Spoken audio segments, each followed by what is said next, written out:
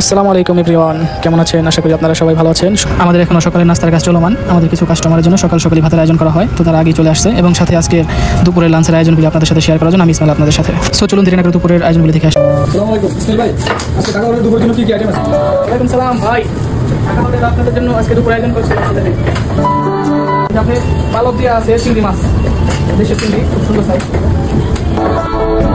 লাউ দিয়ে কাতল মাছ, লাউ দিয়ে মিষ্টি, আলু দিয়ে, টমেটো দিয়ে যে কাতল মাছ রাখা হয়েছে, সাথে বেগুন আছে।